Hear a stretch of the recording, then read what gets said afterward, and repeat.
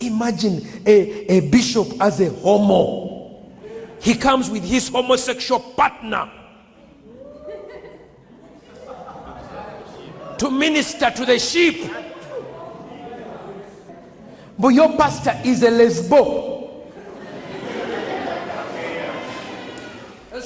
Sometimes it becomes quite hard to listen to, particularly when Pastor Sempa starts doing his impression of a gay man talking.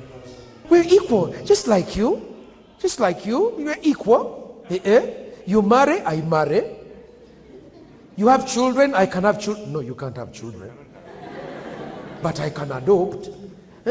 Well, Pastor Sempa, that was quite a performance. Well, thank you, thank you. I consider it a duty to make sure that we get the word out.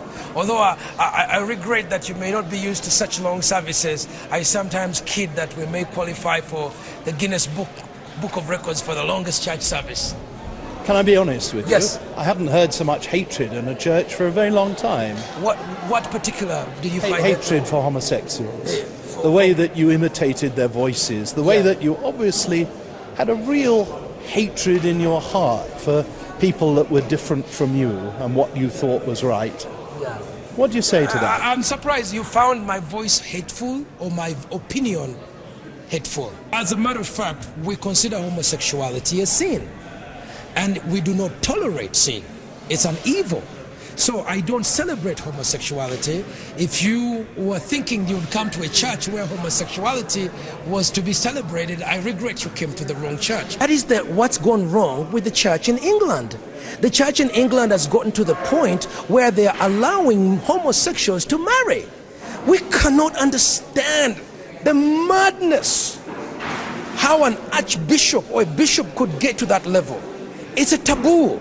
And I think what you've seen here is the difference between our culture, between Christianity. The Christianity of Europe celebrates homosexuality, celebrates gay pride. They are out to march along with gay pride. We can never march with gay pride. That is an abomination. We could never do that. And God says to us, do not tolerate evil. So I've shared with you four stages. Can I just ask you, Yes. why are you so obsessed with homosexuality? Why not about other sins? There's all sorts of other sins. What is it that really disturbs you and makes you full of hatred? You know what I find is when you have a prime minister of England deciding that he's going to use his position as a prime minister to export sodomy in the rest of the world. When you have a president of the greatest republic in the world, America, using his pulpit and his funding to export sodomy, do you expect us to keep quiet? I think it's completely unrealistic for you, Mr. Simpson, to think that we should bury our head in the sand. We mourn for Europe. It's nonsense. We mourn for your grandfathers who brought us Jesus. We mourn. We mourn, we see a race that will not be there. Europe is taken over by Arabs. Muslims have taken over your country. Your children starve themselves. You laugh about it. You don't want to talk about this. This is nonsense. You come over here and condemn us. We weep for you. What can we do for you? I don't know, you can... We beg you. This is nonsense. Abandon this sodomy. Is an act. It will not take you anywhere. This is an act. You've never seen me. I weep every time I talk about sodomy. His heart is hardened about sodomy, but he would bear the bad But news. theatrics apart, why all this upsurge of feeling in Uganda against gays now? Campaigners here blame the explosion of influence from evangelical churches, many of them with strong North American links and a lot of American funding. The Watoto church is one of the biggest of them all. You can see from the way people are reacting here that the Watoto church does address genuine needs among ordinary Ugandans. People find it deeply satisfying. When it comes to the gay question, the pastors at the church are thoroughly on message. They know it doesn't play particularly well in the West if they rage on camera against homosexuality. So the precise line for them to follow has been carefully set out. Tell me your view of homosexuality. I am not going to tell you my view of homosexuality. I am a pastor of this congregation, and I represent this congregation, and I represent the entire body of believers in Uganda. So what I'm going to do is to give you our statement.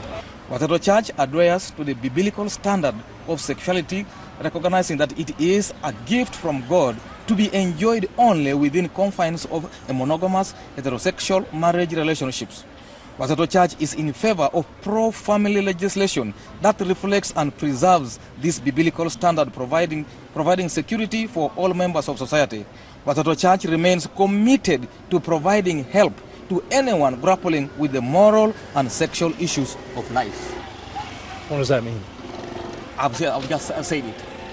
Because I found it difficult. I mean, I'd like you to tell me what you think about homosexuality. Not what I have told you, and that is my stand. That is the stand of our church, and that is my stand. It is a statement here. That's all you can tell me about that whole issue. Exactly. What about the legislation that is being proposed? This statement takes care of that. That we believe the Watoto Church is a pro-family legislation. That means the bill is a work ongoing. And so we are saying, let's wait until the bill is out, the parliamentarians sort it out. So, the question I asked Pastor Franco, but he didn't really want to answer it, when it comes to the issue of homosexuality, when you have Western powers, Western countries, saying this is a matter of human rights, of the basic rights of human beings, what do you say to that? Well, I still subscribe to what the Bible says. And the Bible, we believe, as our statement said, that sexuality was created as a gift from God and to be enjoyed. And we preach that in our church. Sex is a great thing. It's an enjoyable thing within the bonds of marriage, and that's the way God created it to be. He knows us best. It's like the maker of a car knows how the car works best. We believe God is our creator. He knows how we function best. So the way that He describes in the Bible healthy sexuality should happen is within a heterosexual monogamous marriage, and within that it's healthy, and that's the way it was meant to be. And so we subscribe to that. And when people say no, it's against human rights, to say that, we don't think that it's against human rights. We believe that we're just subscribing to the owner's manual. The Bible we consider the owner's manual. So if there's a vehicle that doesn't subscribe to the owner's manual, should it be destroyed? Should there be execution for people who are gay? I'm not in a place to even answer that, because I don't. Come on, we all know whether we think it's right to hang people or not. Well, I mean, what do you think? Is it right to hang people? It's also all right for you to honor our views, and also it's also good for you to know that we have taken the bill. I asked you a question. Is it right to hang people who do something that you think is wrong? I'm saying it is not right to hang people we don't believe even in the capital punishment. But it's in this bill. We don't believe in capital offense. That's what I'm saying. And so I do believe that that provision, when Parliament begins to debate, will certainly, change it really. Because the death penalty will be dropped. I believe. There's lots of strong feelings about it from the religious community here, and I'm one of them. I don't believe that that provision is particularly important, and so yes, it's likely to be removed.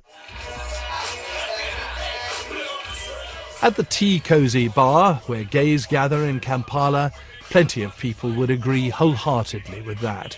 There's no doubt that things have become a great deal more difficult for them in recent years.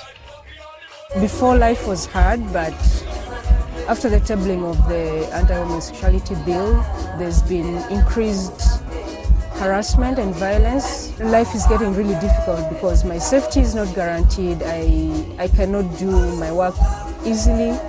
I cannot live as a human being easily.